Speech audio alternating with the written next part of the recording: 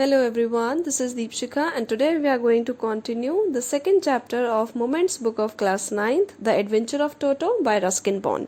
First part में हमने पढ़ा कि नैरेटर के ग्रैंडफादर को पेट एनिमल्स रखने का बहुत शौक है और एक दिन वो एक मंकी को देखते हैं जो कि टोंगा ड्राइवर के साथ होता है, बट मंकी की कंडीशन उन्हें कुछ खास अच्छी नहीं लगती, तो वो उस मंकी को टोंगा ड्राइवर से परचेज कर लेते हैं 5 रुपीज़ में। जब वो उसे अपने घर लेकर आते हैं तो ग्रैंड मदर को अभी कुछ नहीं बताया जाता, ये एक सीक्रेट होता है उनके लिए। बट मंकी जो होता है वो बहुत ज़्यादा ही नॉटी होता है, बहुत ज़्यादा मिस्चीवियस होता है, इसलिए ग्रैंडफादर उसको एक पेग से एक रूम में बांध देते हैं। जब वो वापस आते हैं उसे रिलीज करने के लिए तो वो देखते हैं कि सारी चीज़ें जो हैं वो खराब हुई पड़ी हैं। फिर ग्रैंडफादर टोटो को शिफ्ट कर देते हैं बाकी एनिमल्स के साथ, जहाँ पर टोटोइज है, रैबिट्स हैं, स्क्विरल, गोट, इस तरीके के एनिमल्स हैं। बट टोटो इतना ज़्यादा नोटी है कि वो उनको भी डिस्टर्ब करता है, रात को उनको सोने नहीं देता। और फिर जब ग्रैंडफादर को देहरादून से सहारनपुर जाना होता है पेंशन लेने के लिए, तो वो टोटो को अपने साथ लेकर जाते हैं ताकि वो बाकी एनिमल्स को डिस्टर्ब ना कर सके। When Toto was finally accepted by grandmother, he was given a comfortable home in the stable, where he had for a companion the family donkey Nana. जब ग्रैंड मदर ने टोटो को फाइनली एक्सेप्ट कर लिया तो उसे स्टेबल में एक comfortable place दिया गया रहने के लिए, जहाँ पर उसका साथी था परिवार का ही एक डोंकी जिसका नाम था Nana. On Toto's first night in the stable, grandfather paid him a visit to see if he was comfortable. Toto की स्टेबल में फर्स्ट नाइट थी, इसलिए ग्रैंडफादर उसे देखने के लिए गए कि वो वहाँ पर कंफर्टेबल है या नहीं। To his surprise he found Nana without apparent cause pulling at her halter and trying to keep her head as far as possible from a bundle of hay. Halter means rope, रस्सी, जिस रस्सी से वो बंधा हुआ था। But जब grandfather वहां गए टोटो को देखने के लिए कि वो कंफर्टेबल है या नहीं, उन्हें ये देखकर बहुत ज़्यादा हैरानी हुई कि नाना जो डोंकी है वो अपनी रोप, वो अपनी रस्सी को खींच रहा था और घास के जो ढेर था, जो बंडल ऑफ हे था, उससे अपना सर दूर दूर रखने की कोशिश कर रहा था। Grandfather gave Nana a slap across her haunches and she jerked back, dragging Toto with her. Haunches means the back end of an animal. किसी भी एनिमल का बैक का एंड जहाँ से लेग्स की स्टार्टिंग होती है, बैक लेग्स की। ग्रैंडफादर ने नाना के बैक पर एक थप्पड़ मारा जोर से और उसने एक झटके से अपना सिर पीछे किया और टोटो भी उसके साथ में खींचा आया। He had fastened onto her long ears with his sharp little teeth. Toto and Nana never became friends. टोटो ने अपने शार्प टीथ से, दांतों से नाना के लंबे लंबे कानों को पकड़ा हुआ था, इसीलिए जो नाना डोंकी था वो परेशान हो रहा था। टोटो और नाना जो थे वो कभी भी अच्छे फ्रेंड्स नहीं बन सके। A great treat for Toto during cold winter evenings was the large ball of warm water given him by grandmother for his bath. Cold winter evenings में ग्रैंड मदर टोटो को एक बड़े बॉल में वार्म वाटर देती थी नहाने के लिए, and that was a treat for him, क्योंकि उसे गर्म पानी से नहाना बहुत अच्छा लगता था। He would cunningly test the temperature with his hand, then gradually step into the bath, first one foot then the other, as he had seen me doing, until he was into the water up to his neck. Cunningly means cleverly. जब उसको गर्म पानी दिया जाता तो वो क्या करता, वो बहुत ही चालाकी से अपना हाथ डालकर उसमें चेक करता कि पानी का टेम्परेचर क्या है, पानी कितना गर्म है। फिर उसमें धीरे धीरे उसके अंदर जाता, पहले एक पैर रखता, फिर दूसरा पैर रखता और फिर गर्दन तक पानी में ही बैठ जाता, क्योंकि शायद उसने ऐसा मुझे करते हुए देखा था। मुझे मतलब नैरेटर को, रस्किन बॉन्ड जब छोटे थे तब शायद टोटो ने उन्हें ऐसे नहाते हुए देखा था, that's why he was कॉपिंग him.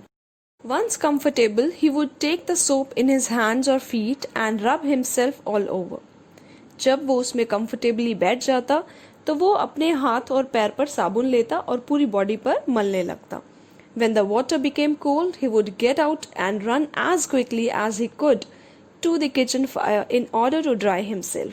और जैसे ही पानी ठंडा होने लगता तो वो पानी से बाहर निकलकर किचन की तरफ भागता और वहां पर गैस के आगे, चूल्हे के आगे बैठकर अपने आप को सुखाता।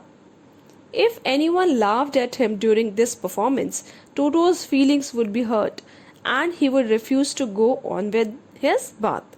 और अगर उसे कोई भी ऐसा देखते हुए हंसता तो टोटो को बहुत ही हर्ट फील होता, उसे बहुत बुरा फील होता और वो नहाने से भी मना कर देता। One day Toto nearly succeeded in boiling himself alive. एक दिन ऐसे ही नहाने के चक्कर में टोटो अपने आप को जिंदा ही उबालने वाला था। A large kitchen kettle had been left on the fire to boil for tea and Toto, finding himself with nothing better to do, decided to remove the lid. Finding the water just warm enough for a bath, he got in with his head sticking out from the open kettle. तो एक दिन एक बड़ी सी kettle, एक बड़ी सी केतली आग पर रखी हुई थी जिसमें चाय के लिए पानी गर्म हो रहा था और टोटो के नहाने के लिए भी पानी गर्म हो रहा था। टोटो के पास और कोई काम ही नहीं था कुछ करने के लिए, तो उसने केतली का ढक्कन हटा दिया। नहाने के लिए पानी गर्म हो चुका था, उसके अकॉर्डिंग गर्म था, कंफर्टेबल था, और वो पानी में गया और केतली से सिर बाहर निकालकर उसमें बैठ गया। This was just fine for a while until the water began to boil. Toto then raised himself a little, but finding it cold outside, sat down again. उसे कुछ देर तक तो अच्छा लगा क्योंकि पानी उसका कंफर्टेबली हॉट था, बट जब पानी उबलने लगा तब टोटो ने अपने आप को थोड़ा सा ऊपर उठाया और बाहर निकलने की कोशिश की, बट बाहर उसे बहुत ज़्यादा ठंड लगने लगी तो वो वापस से केतली में बैठ गया। He continued hopping up and down for some time until grandmother arrived and hauled him half-boiled out of the kettle. Hopping means jumping and hauled means pulled him, उसको खींच कर निकाला। तो कुछ समय तक तो वो ऐसे ही उठता रहा, बैठता रहा, ये अपना कंटिन्यू करता रहा और फाइनली ग्रैंडमदर वहां पहुंची और उन्होंने टोटो को हाफ बॉइल्ड केतली में से बाहर निकाला। मीन्स जब ग्रैंडमदर वहां पर पहुंची तब तक वो आधा बॉयल हो चुका था और ग्रैंडमदर ने उसको देखा इस कंडीशन में, उन्हें बहुत ज्यादा उसके लिए टेंशन हुआ और उसको खींचकर वहां से बाहर निकाला। If there is a part in the brain especially devoted to mischief, that part was largely developed in Toto. अगर ब्रेन का कोई ऐसा पार्ट है जो शरारत करने के लिए बना हुआ है तो वो पार्ट टोटो में ज्यादा ही डेवलप हो चुका था। He was always tearing things to pieces. Whenever one of my aunts came near him, he made every effort to get hold of her dress and tear a hole in it. वो हमेशा ही चीजों के टुकड़े करता रहता और जब भी मेरी कोई आंटी उसके पास आती तो वो उनकी ड्रेस पकड़कर उसमें होल कर देता, उसमें छेद कर देता। One day at lunchtime, a large dish of pulao stood in the center of the dining table. We entered the room to find Toto stuffing himself with rice. My grandmother screamed and Toto threw a plate at her. Screamed means shouted. एक दिन lunch time पर dining table पर एक बड़ी सी plate रखी थी जिसमें पुलाव रखे थे, पुलाव की डिश रखी थी। जब हमने रूम में एंटर किया तो टोटो चावल अपने मुंह में ठूस रहा था, स्टफ कर रहा था अपने आप को चावलों से। ग्रैंडमदर ने उसे देखा और जोर से चिल्लाई और टोटो ने उनके ऊपर एक प्लेट फेंक दी। One of my aunts rushed forward and received a glass of water in the face. Rushed means ran, second form of run. जैसे ही मेरी एक आंटी आगे की तरफ भागी तो टोटो ने उनके मुंह पर पानी का ग्लास फेंक दिया। When grandfather arrived, Toto picked up the dish of pulao and made his exit through a window. और जैसे ही ग्रैंडफादर आए, टोटो ने पुलाव वाली प्लेट को उठाया और विंडो से बाहर भाग गया। We found him in the branches of the jackfruit tree, the dish still in his arms. और जब हम बाहर की तरफ उसके पीछे गए उसे ढूंढने के लिए तो वो जैकफ्रूट ट्री की ब्रांचेस में बैठा हुआ था और जो डिश थी, जो पुलाव वाली प्लेट थी, वो उसके हाथों में अभी भी थी। Means he was eating the pulao there. He remained there all afternoon, eating slowly through the rice, determined on finishing every grain.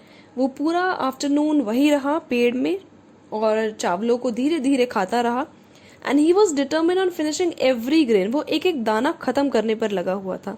And then in order to spite grandmother, spite means hurt, दुखी करना, who had screamed at him, he threw the dish down from the tree and chattered with delight when it broke into 100 pieces. और जब उसने चावल खत्म कर दिए तो दादी माँ को उसने चिढ़ाने के लिए, उन्हें दुखी करने के लिए, क्योंकि दादी माँ उसके ऊपर चिल्लाई थी, उसने क्या किया, उसने उस प्लेट को पेड़ से नीचे फेंक दिया। और जब उसने देखा कि प्लेट के टुकड़े टुकड़े हो गए हैं, बहुत सारे पीसेस हो गए हैं, तो वो बहुत ही खुशी से चैटरिंग करने लगा, बहुत ही खुशी से अपनी आवाजें निकालने लगा। Obviously, Toto was not the sort of pet we could keep for long. अब ये तो ऑब्वियस था, क्लियर हो गया था कि टोटो एक ऐसा पेट एनिमल नहीं था जिसे हम लॉन्ग टाइम तक अपने पास रख सकते थे। इवन ग्रैंडफादर रियलाइज्ड दैट, और ग्रैंडफादर को भी रियलाइज हो ही गया था। We were not well to do and could not afford the frequent loss of dishes, clothes, curtains and wallpaper. Well to do means rich. हम इतने रिच नहीं थे कि बार बार प्लेटों का टूटना, कपड़ों का और पर्दों का और वॉलपेपर का फटने का लॉस को अफोर्ड कर पाते। So grandfather found the Tonga driver and sold Toto back to him for only 3 rupees. और ग्रैंडफादर ने फिर क्या किया, उन्होंने टोंगा ड्राइवर को फिर से ढूंढा और टोटो को 3 रुपए में फिर से बेच दिया। और यहाँ पर उनका फिर से लॉस हुआ क्योंकि जिस टोंगा ड्राइवर से उन्होंने टोटो को 5 रुपए में खरीदा था, उसी टोंगा ड्राइवर को उन्होंने वापस टोटो को दिया, वो भी 3 रुपए में। With this, we come to an end of this chapter. Thank you for watching the video. If you like it, do hit the like button and share it with your friends. And don't forget to hit the bell icon for more updates. Till then, take care.